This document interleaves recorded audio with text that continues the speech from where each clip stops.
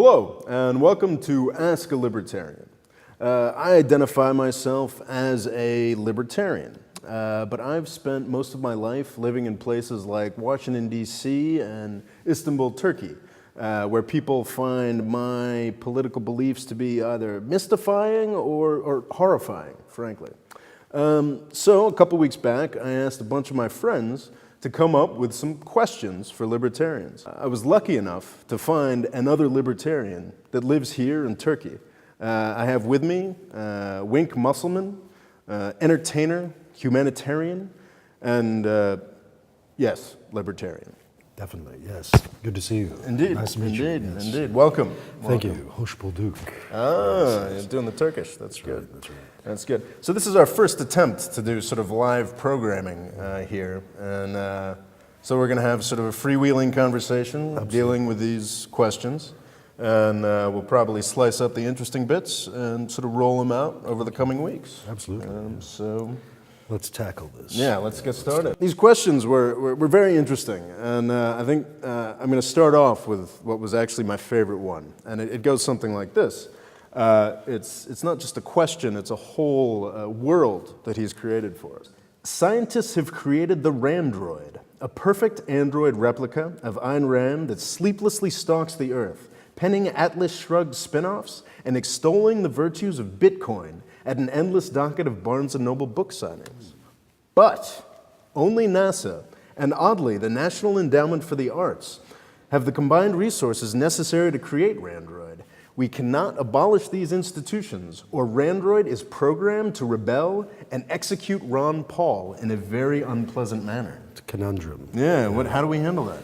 That's a very difficult situation. I'm not is. sure how I would approach that. I would go for I think I would do the greater good argument. I would do the utilitarian approach to that. And I would say, let's just deal with the government we have, even though it's the ideal government, for the time being until we got the Randroid? The Randroid, yes. Randroid. Then the Randroid could smash and destroy all of NASA, and that would be that. I wanted to start with this question because I think it's sort of a great example of the public perception of libertarians. Right. You know, it's like, if you subscribe to libertarianism or some version of libertarianism, and there are many, many, many versions of libertarianism, then you obviously, you're most concerned with, kicking people off food stamps and the National Endowment of the Arts. Right. And I think that's a sort of a subsection of libertarian thought that, it's basically sort of the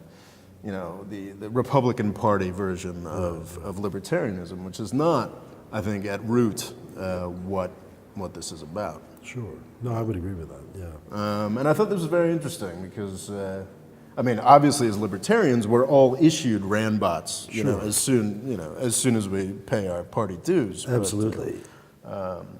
It's a silly question, frankly. There's a lot of questions related to Ayn Rand here. Ayn Rand, how do you fucking pronounce it? I don't know, man. I hear Ayn, I hear Ann. I'm not sure. Ayn Rand? Ms. Rand, dude. I don't know. Well, there's definitely, there's a bunch of them in here. So just basically, what's your take? I've never read Ayn Rand. My parents really enjoyed her. Her story was very interesting, but she seems like a real purist, a very hardcore atheist, sees everything through the kind of Soviet lens. I think, very interesting person, but I don't really give a crap, to be honest. That's the honest answer. Which I think is worth highlighting. Not all libertarians are obsessed with Ayn Rand. It's years back at this point. But I think I kind of enjoyed The Fountainhead, all the way through, and thought it highlighted some interesting stuff, and found Atlas Shrugged like a little creepy. But the thing is, don't